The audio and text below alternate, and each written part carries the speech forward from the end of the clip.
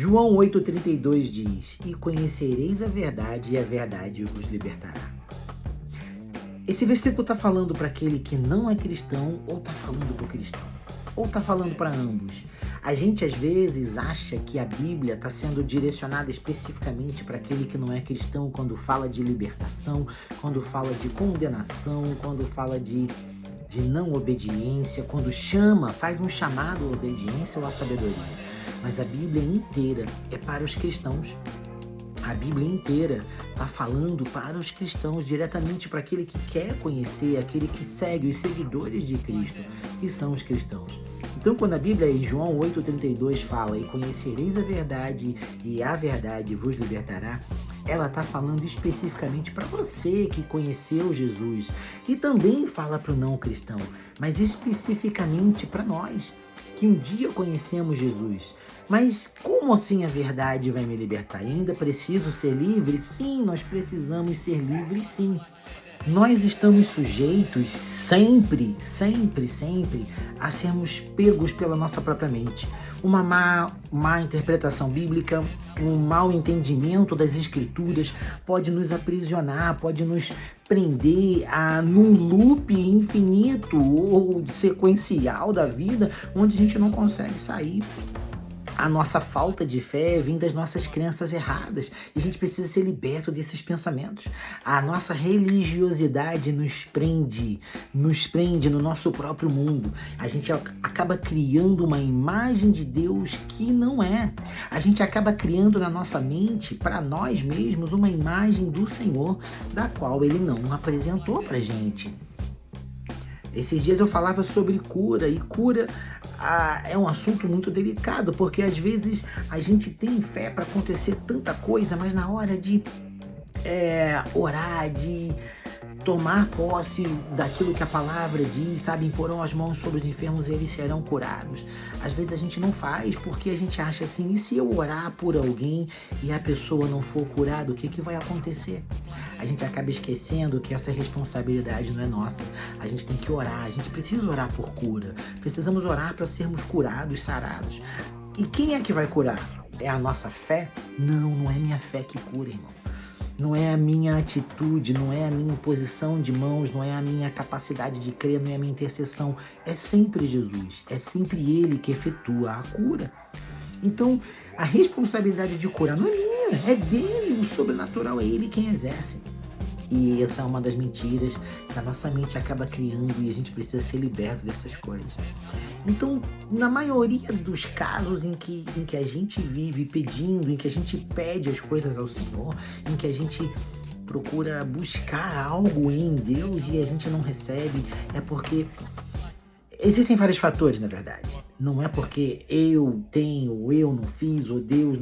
Existe a vontade de Deus e também existe a nossa fé falha. A falta de fé é uma coisa e a fé no lugar errado é outra coisa. E às vezes nossa fé está aplicada no lugar errado. Uma má interpretação bíblica faz você acreditar que você precisa fazer algo para ser abençoado. Se você precisasse fazer alguma coisa para ser abençoado, a graça não teria valor. A graça não teria sentido. Se você precisasse fazer alguma coisa, o mínimo que fosse para a tua salvação, você seria responsável por ela e não seria pela graça. E a Bíblia diz que nós somos salvos pela graça. Isso é um dom de Deus. Então não depende de você. Aí, e para ser abençoado, o que eu preciso fazer? Nada. Como assim nada? A Bíblia diz que o sol brilha sobre justos e injustos. A mesma bênção que recai sobre você, recai sobre aquele também que não conhece a Jesus. Porque você acha que o ímpio, às vezes, ele prospera, ele tem saúde, tudo na vida dele vai bem. É acaso? Ou tem um outro Deus que faz isso por ele? Não. A Bíblia diz que o homem não recebe nada se do céu não lhe for dado. A questão é, quando você passa a entender a verdade, passa a conhecer Jesus, você tem uma responsabilidade em fazer o que é certo. Você tem uma responsabilidade em executar. Enquanto você não sabe a verdade, enquanto você não conhece, você se torna a participante da justiça. O que é a justiça? Você fez o correto, colhe o correto. A lei da semeadura, fez o que é correto, colhe o que é correto. Fez o que é errado, vai colher fruto daquilo que é errado. Se fez o bem, colhe o bem.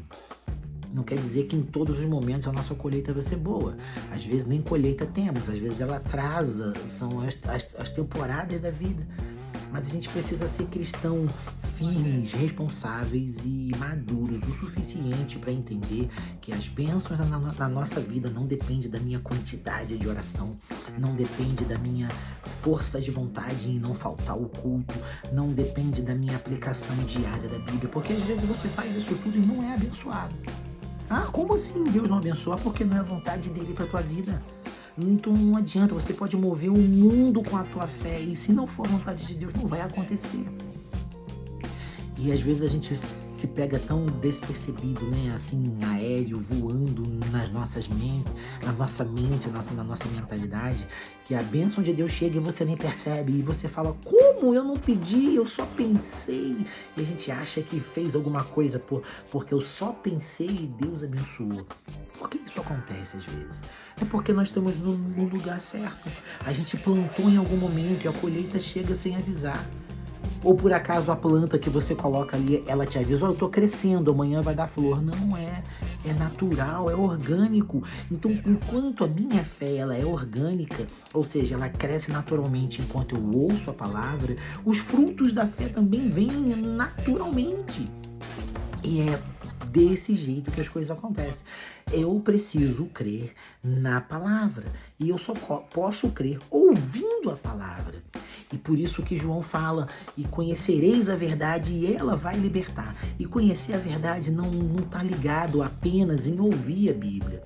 Conhecer a verdade não está ligado em apenas você ouvir, eu ouvi, agora eu estou abençoado. Não, existe o compromisso. A partir do momento que você passa a conhecer a verdade, você tem que praticá-la. Porque aquele que conhece o bem e não pratica, comete pecado.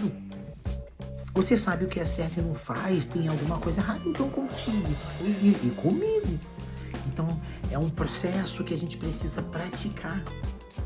As bênçãos de Deus chegam na nossa vida não por mérito, não existe meritocracia no céu. Não existe, Jesus morreu para nos dar a graça, ele derramou a graça, ou seja, ele morreu sem você merecer, sem eu merecer nada. Ele morreu por nós e entregou sua vida. E você não fez nada para merecer isso. Nós somos, éramos e seremos, enquanto estivermos nesse corpo físico, pecadores. Somos pecadores. Então nós precisamos nos apropriarmos.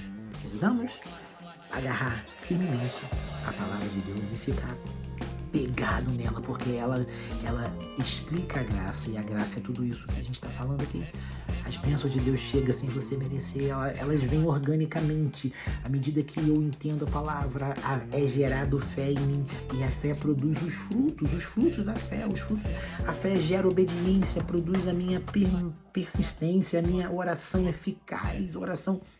Não aquela oração que fica, Deus, me abençoa. Deus, eu vou fazer isso para o Senhor fazer aquilo. Senhor, eu vou orar 7 dias, 14 dias, 90 dias, 20 dias. Cara, essas coisas acabam caindo por terra porque você passa a entender o que Deus quer. E quando você começa a orar por uma coisa que não é da vontade de Deus, você automaticamente percebe e a tua oração muda sem que você perceba. São frutos da fé. E é uma coisa que não é simples de você entender. Você pode estar assistindo isso aqui e não compreendendo nada, ou discordando. É um direito seu discordar. Mas quando você entende a Bíblia, você passa a entender que não é do jeito que eu quero, não é do jeito que eu idealizo, não é bem assim. É como a Bíblia diz. Então a Bíblia, ela trabalha na nossa mente transformando. Ela transforma a nossa mente. E Deus faz essa transformação através da minha mente, não fisicamente, não no meu comportamento. O meu comportamento é fruto daquilo que eu mentalizo e vivo. Aí o meu comportamento muda, tudo começa na mente. Por isso que Paulo, lá em Romanos 12:2, fala: deixe que Deus o transforme através da sua forma de pensar. Assim vocês vão estar aptos a experimentar qual seja a boa, perfeita, agradável vontade de Deus. É isso aí.